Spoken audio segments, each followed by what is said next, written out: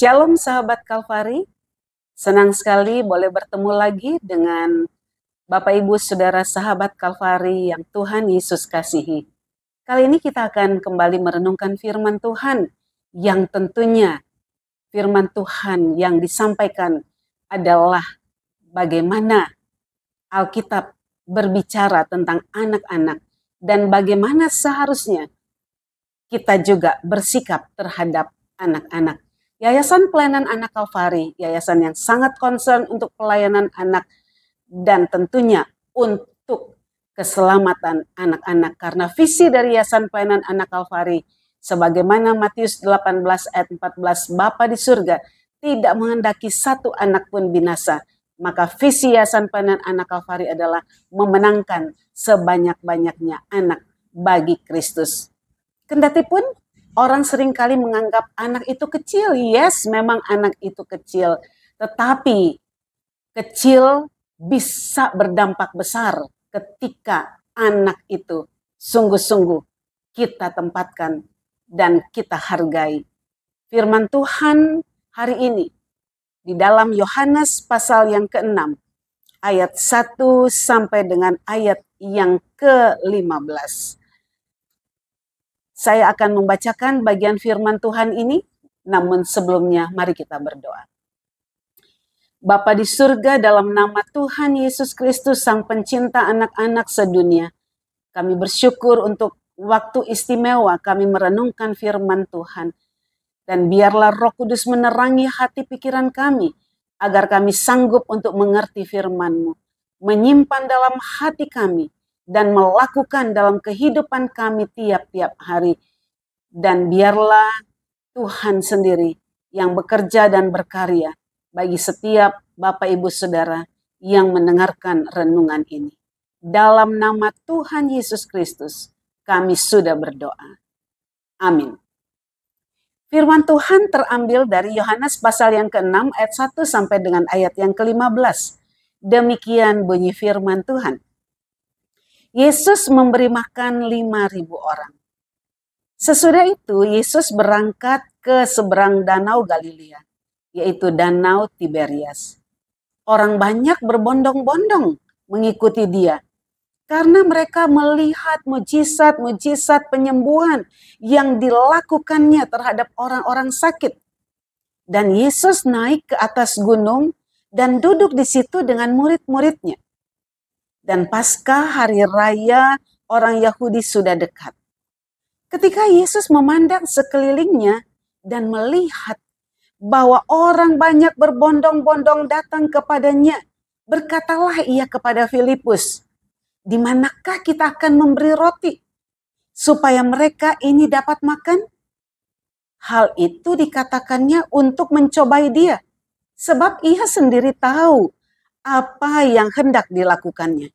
Jawab Filipus kepadanya, "Roti seharga 200 dinar tidak akan cukup untuk mereka itu, sekalipun masing-masing mendapat sepotong kecil saja." Seorang dari murid-muridnya, yaitu Andreas, saudara Simon Petrus, berkata kepadanya, "Di sini ada seorang anak yang mempunyai 5 roti jelai dan 2 ikan. Tetapi apakah artinya itu untuk orang sebanyak ini?" Kata Yesus, "Suruhlah orang-orang itu duduk. Adapun di tempat itu banyak rumput, maka duduklah orang-orang itu kira-kira 5.000 laki-laki banyaknya." Lalu Yesus mengambil roti itu, mengucap syukur dan membagi-bagikannya kepada mereka yang duduk di situ. Demikian juga dibuatnya dengan ikan-ikan itu sebanyak yang mereka kehendaki. Dan setelah mereka kenyang, ia berkata kepada murid-muridnya, "Kumpulkanlah potongan-potongan yang lebih supaya tidak ada yang terbuang." Maka mereka pun mengumpulkannya dan mengisi 12 bakul penuh dengan potongan-potongan dari kelima roti jelai yang lebih setelah orang makan. Ketika orang-orang itu melihat mujizat yang telah diadakannya, mereka berkata, "Dia ini adalah benar-benar nabi yang akan datang ke dalam dunia." Karena Yesus tahu bahwa mereka hendak datang dan hendak membawa dia dengan paksa untuk menjadikan dia raja, ia menyingkir pula ke gunung seorang diri. Sahabat Kalvari, tema bagi kita adalah kecil berdampak besar. Kecil berdampak besar. Bagian firman Tuhan ini adalah bagian yang sangat-sangat familiar, sangat-sangat dikenal baik dari anak-anak sampai orang dewasa. Bahkan bagian firman Tuhan atau mujizat yang dilaporkan di dalam Injil Yohanes pasal 6 ayat 1 sampai 15 ini tertulis di keempat Injil di Matius, Markus, Lukas, dan Yohanes. Itu berarti bagian ini adalah bagian yang sangat-sangat penting. Tentang bagaimana Tuhan memberi makan 5.000 orang laki-laki, itu berarti ada 5.000 orang lebih pada waktu itu melalui atau hanya dengan 5 roti dan 2 ikan yang ada pada seorang anak kecil. Nah, sahabat Kalvari yang Tuhan Yesus kasihi, apa arti 5 roti jelai dan 2 ekor ikan itu bagi para murid? Ketika Tuhan Yesus katakan kita harus memberi orang-orang ini makan, sementara hari sudah sore, dari mana mau mendapatkan makanan? Kalaupun ada uang dikatakan sebanyak 200 dinar sekalipun, tidak akan cukup untuk memberi makan bagi 5.000 orang lebih yang ada pada waktu itu. Dan kemudian dikatakan Filipus, salah satu murid Tuhan Yesus, datang kepada Tuhan Yesus dan berkata bahwa di manakah kita akan membeli roti supaya mereka ini dapat makan. Hal itu dikatakan oleh Alkitab di ayat yang ke-6 bahwa Filipus ingin mencobai gurunya sendiri. Karena dia tahu bahwa roti tadi seharga 200 dinar pun tidak cukup untuk memberi makan 5.000 orang lebih, kendati pun dikatakan masing-masing mendapatkan sepotong kecil saja. Seorang murid yang lain yang bernama Andreas, dia datang kepada Tuhan Yesus. Dan dia katakan bahwa di sini ada seorang anak. Dan seorang anak itu punya bekal 5 roti dan 2 ikan untuk dia sendiri. Namun kemudian Andreas mengatakan, tapi apa arti 5 roti 2 ikan yang merupakan hanya bekal cukup untuk satu anak kecil itu untuk 5.000 orang lebih yang ada pada waktu itu. Namun kemudian Tuhan Yesus menyuruh, dikatakan mereka supaya berkelompok-kelompok. Lalu apa yang dilakukan oleh Tuhan Yesus dengan 5 roti dan 2 ikan?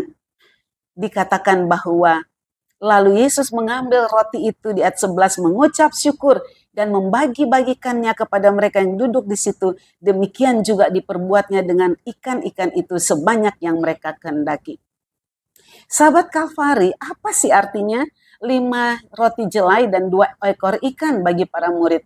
Para murid Filipus dan Andreas, mereka menganggap remeh jumlah yang kecil yang ada pada anak kecil. Mereka meng-underestimate, mereka menganggap itu nggak penting. Apa artinya? Bagaimana mungkin itu suatu hal yang mustahil. Dari 5 roti dan 2 ikan bisa memberi makan 5.000 orang lebih. Itu sesuatu yang sangat tidak masuk akal. Dan mereka sangat melemahkan dan mereka menganggap enteng apa yang ada pada anak kecil dengan 5 roti dan 2 ikan. Namun apa jadinya ketika 5 roti dan 2 ekor ikan itu ada di tangan Tuhan Yesus? Dikatakan Tuhan Yesus mengucap syukur, lalu kemudian Tuhan Yesus katakan bagikan, bagikan, bagikan, bagikan, bagikan, bagikan. Dan semua orang yang ada di kelompok-kelompok itu, mereka mulai makan dan makan dan makan dan makan. Bagikan lagi, makan. Bagikan lagi, makan. Dan tentunya mereka bukan hanya makan 1 atau 2. Mereka pasti makan lebih dari 1 atau 2. Karena mereka memang sudah ikut Tuhan Yesus sudah berjam-jam. Dan mereka pastinya kelaparan. Dan mereka pasti makan yang lebih dari 1 atau 2 roti ataupun ikan. Dan 5.000 orang lebih makan. Dan mungkin kalau kita peragakan ketika dikasih, ayo murid-murid katakan, ayo silakan makan lagi, oh tidak lagi saya sudah kenyang, ayo silakan makan, oh tidak lagi sudah kenyang. Dan semua orang makan kenyang, dan ternyata dari 5 roti dan 2 ekor ikan ketika ada di tangan Tuhan Yesus, maka 5 roti dan 2 ekor ikan yang ada di anak kecil, yang disepelekan, yang di underestimate, yang dianggap bahwa tidak mungkin bisa memberi makan 5.000 orang lebih. Tetapi di tangan Tuhan Yesus, 5 roti dan 2 ekor ikan bisa memberi makan 5.000 orang lebih. Sahabat Kalvari yang Tuhan Yesus Kristus kasih, perhatikan baik-baik bahwa Tuhan tidak pernah menganggap atau memandang hina apa yang kita persembahkan atau apa yang kita berikan kepada Tuhan. Dan Tuhan tidak pernah menganggap remeh atau tidak pernah mengecilkan apa yang dapat kita berikan kepada Tuhan. Bahkan Tuhan tidak pernah menganggap kecil apa yang ada pada anak kecil. Dengan kata lain, Tuhan Yesus sangat menghargai apa yang ada pada anak kecil. Sahabat Kalvari yang Tuhan Yesus Kristus kasihi, bagaimana akhirnya Alkitab atau bagian ini melaporkan kepada kita dari 5 roti 2 ikan di tangan Tuhan Yesus. Dan ketika Tuhan Yesus mengucap syukur, maka kemudian roti dan ikan itu dibagikan. Semua orang makan dan makan dan makan dan makan. Semua orang sampai kenyang, 5.000 orang lebih makan. Dan Alkitab melaporkan bahwa melalui pemberian seorang anak kecil ini, dengan bekal yang sedikit ini, memberi makan 5.000 orang lebih, bahkan sisa 12 bakul atau 12 keranjang. Ternyata kalau kita pelajari dari fakta Alkitab ini, bahwa ketika Tuhan Yesus memberi makan 5.000 orang lebih melalui 5 roti dan 2 ikan, bahwa Tuhan kita adalah Tuhan yang luar biasa. Tuhan Yesus adalah Tuhan yang berkarya dan melakukan perkara-perkara hebat dan besar, mujizat-mujizat besar, bukan dengan apa yang tidak ada pada kita, tetapi dengan apa yang ada pada kita. Tuhan Yesus juga melakukan perbuatan-perbuatan besar bukan dengan hal-hal, dengan cara-cara yang kelihatannya spektakuler, supranatural, dan hal-hal yang membingungkan.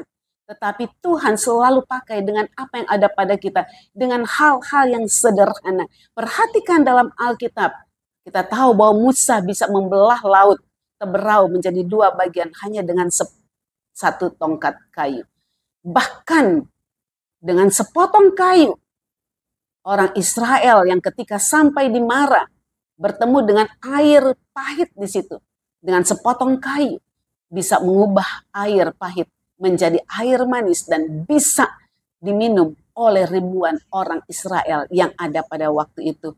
Kita tahu juga bahwa umban yang ada di tangan Daud itu hal yang kecil. Apa artinya umban dibandingkan dengan raksasa Goliat? Tapi umban yang ada di tangan Daud bisa membunuh raksasa Goliat. Tergantung ada di tangan siapa. Anak-anak bisa dipakai oleh Tuhan secara ajaib, secara hebat. Tergantung ada di tangan siapa. Jikalau ada di tangan setiap orang yang mengasihi Tuhan, di tangan setiap orang tua yang takut akan Tuhan, maka anak itu bisa menjadi sesuatu dan bisa dipakai oleh Tuhan secara ajaib. Tergantung ada di tangan siapa. Anak yang ada di tangan hamba Tuhan, anak yang ada di tangan guru sekolah minggu, yang mungkin kelihatannya kecil, yang tidak sepele, dan tidak dianggap, di underestimate. Tetapi tergantung ada di tangan siapa. Kalau ada di tangan guru sekolah minggu yang sungguh-sungguh mempersiapkan diri, guru sekolah minggu yang sungguh telah mengalami kelahiran baru di dalam Tuhan Yesus, maka dia akan menghasilkan generasi yang berjalan lurus, generasi pemenang, generasi yang tough, yang tangguh, yang gibor, yang menjadi pahlawan, menjadi pemenang, bahkan lebih daripada pemenang. Tergantung ada di tangan siapa. Anak juga tergantung ada di tangan siapa, di tangan guru di sekolah. Kalau guru itu takut akan Tuhan, guru itu punya hati yang kuat untuk anak dan juga untuk mengasihi anak, maka dia akan menghasilkan anak yang hebat. tergantung ada di tangan siapa. Dan tentunya hidup kita juga tergantung ada di tangan siapa. Kalau kita menaruh hidup kita di tangan Tuhan, menaruh penghasilan kita di tangan Tuhan, menaruh seluruh kemampuan kita di tangan Tuhan, maka itu akan berdampak besar. Anak kecil itu bisa berdampak besar karena mereka adalah prospek gereja masa kini dan masa depan. Anak itu adalah generasi penerus. Dan juga dikatakan win the children today, win the world tomorrow. Memenangkan anak sekarang, memenangkan dunia masa depan. Anak kecil bisa membawa perubahan besar bagi dunia ini kalau kita menangkan mereka sedini mungkin, sesegera mungkin. Dan itu semua tergantung ada di tangan siapa. Sahabat Kalvari yang Tuhan Yesus Kristus kasihi, saya ingin mengakhiri dengan satu cerita atau kisah nyata dengan judul berawal dari 57 sen. Kisah nyata ini terjadi pada akhir tahun 1800-an di Philadelphia, di mana seorang gadis kecil yang bernama Hetty berdiri terisak di dekat pintu masuk gereja oleh karena gereja sudah penuh. Hetty tidak diperkenankan masuk, padahal dia ingin mengikuti kelas sekolah minggu. Pada waktu itu ada seorang pendeta, Russell Conwell, yang kebetulan lewat. Ia menanyakan kepada Hetty yang sedang menangis di depan pintu masuk gereja. Hetty mengatakan, saya tidak bisa masuk. Pendeta Russell segera tahu kenapa Hetty tidak diperkenankan masuk. Karena melihat rambutnya yang acak-acakan, bajunya yang lusuh, maka pendeta Conwell langsung tahu bahwa Hetty pastinya tidak diberi masuk oleh karena penampilannya. Kemudian ia segera menuntun Hetty masuk ke ruangan sekolah minggu. Dan kemudian ia mencarikan tempat duduk yang masih kosong untuk Hetty. Hetty bersama kedua orang tuanya sebenarnya adalah tinggal di sebuah perkampungan yang kumuh oleh karena mereka tergolong keluarga yang miskin. Hetty begitu tergugah perasaannya sehingga ketika ia pulang dan sebelum ia tidur di malam itu, Hetty berpikir, bagaimana dengan anak-anak yang lain yang senasib dengan dia. Ketika ia menceritakan pengalamannya itu kepada orang tuanya, sang ibu menghiburnya dan berkata, kamu masih beruntung Hetty, karena kamu masih bisa mendapatkan pertolongan dari pendeta yang baik hati itu. Dan sejak saat itu, Hetty berteman, bersahabat dengan pendeta Conwell. 2 tahun kemudian, Hetty meninggal. Orang tuanya meminta bantuan pendeta Conwell untuk memimpin acara pemakaman yang sangat sederhana. Saat pemakaman selesai dan tempat tidur Hetty dibongkar atau dirapikan, ditemukanlah sebuah dompet usang yang sudah lusuh, kumal, dan juga sudah sobek. Dan ternyata kemudian di dalam dompet itu terdapat uang sebanyak 57 sen dan secari kertas yang bertuliskan tangan Hetty sendiri. Tulisan itu dikatakan bahwa uang ini untuk membantu pembangunan gereja kecil, agar gereja tersebut bisa diperluas, sehingga lebih banyak anak yang bisa menghadiri sekolah minggu. Rupanya selama 2 tahun, semenjak ia tidak diperbolehkan masuk ke gereja itu, Hetty mengumpulkan dan menabung hingga terkumpul 57 sen untuk maksud yang sangat mulia itu. Ketika pendeta Conwell membacakan catatan kecil itu, matanya sembab dan berair. Ia sadar apa yang harus ia perbuat. Dengan berbekal dompet tua dan catatan kecil itu, pendeta Conwell segera memotivasi para pengurus dan jemaat gerejanya untuk meneruskan niat mulia dari Hetty untuk memperbesar bangunan gereja. Namun, ceritanya tidak hanya sampai di situ. Sebuah perusahaan koran yang besar mengetahui berita itu lalu mempublikasikannya. Akhirnya ada seorang pengembang yang membaca berita ini dan ia segera menawarkan satu lokasi di dekat gereja itu. Namun kemudian para pengurus gereja menyatakan bahwa mereka tidak mungkin sanggup membayar lokasi sebesar itu. Dan sebaik itu, para anggota jemaat pun kemudian dengan para sukarela memberikan donasi. Lalu kemudian bola salju yang dimulai oleh seorang gadis kecil miskin itu pun terus bergulir, dan dalam 5 tahun telah berhasil mengumpulkan dana sebesar $250.000. Satu jumlah yang fantastik pada saat itu, karena dapat dipakai untuk membeli emas seberat 1 ton. Semangat kasih dan ketulusan Hetty ternyata membawa dampak yang luar biasa. Berawal dari 57 sen, kini di Philadelphia telah berdiri Temple Baptist Church, sebuah gereja dengan kapasitas duduk untuk 3.300 orang, Temple University, tempat ribuan mahasiswa sedang belajar, Good Samaritan Hospital, dan sebuah bangunan khusus untuk sekolah minggu dengan ratusan pengajar. Semuanya itu untuk memastikan agar jangan sampai ada satu anak pun yang tidak mendapat tempat di sekolah minggu. Di dalam satu ruangan di bangunan gereja itu tampak terlihat foto Hetty dengan tabungannya sebesar 57 sen yang telah membuat sejarah.